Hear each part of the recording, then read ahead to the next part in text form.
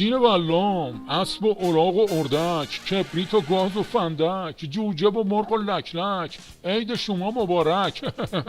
با اینکه چند روز گذشته ولی خب عید مبارکی اشکال نره. ایشالله که این روزا بهتون خوش گذشته باشه. اگه از حال حقیرم خواسته باشید بد نیستیم، ملالی نیست جز دوری شما. این روزا هم همش میرفتیم این ور اونور عید دیدنی و اینا. یه سری هم اومدن دیدن ما، با موبایلشون فیلممون هم برداشتن، یه گپ و گفتی با هم داشتیم.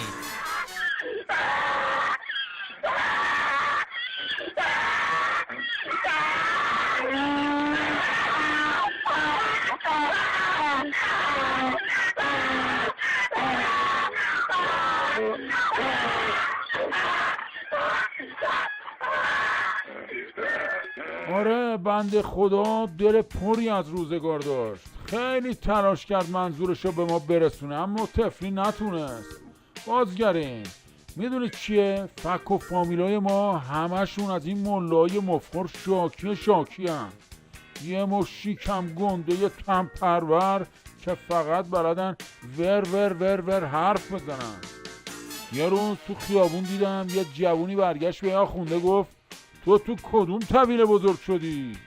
جان شما خیلی بهم برخورد. والا به خدا ما یه عمر تو طویله بزرگ شدیم اما همیشه مؤدب، مرتب، زحمت کش. جواب این آخونده رو فقط باید به شیوه توسنی داد. نگاه کن، صفا کن. انسان مثل اسب، این اسب بهترین مقصد میتونه تو رو ببره، بارهای سنگین تو رو تحمل کنه. شما میگه آقا من افسار این گرفتم تو دست تو گذاشتم سفارشتم کردم محکم بگیرش. این اسب کله میزنه.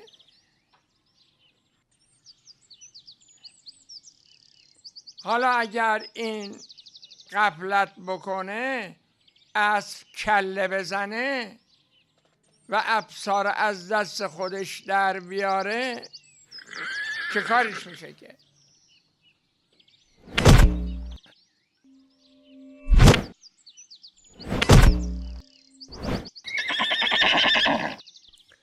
افساره که از دست در بره همین میشه. آخ نوش جونت. خدا این سمو واسه همین به ما داده که بزنیم تو پک و پوز آخوندا. واسه همین سالم نگهش داشتم که یه روزی بزنم تو فک این یارو پیریه که هر دفعه این فیلمشو میبینم جون شما خونم به جوش میاد.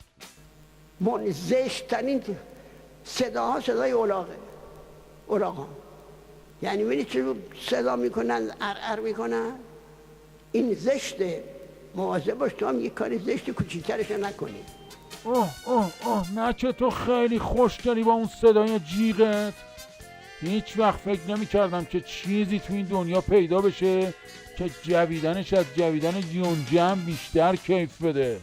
تا اینکه خرخره این یارو جنتی نظرم رو جلب کرده. بله نوبت ما میرسه. گونه هیکل تا نخور جنتی. جون شما یه فیلم دارم از پدر خدا بیامرزم که خودش تنهایی با یه گله شتر در افتاد.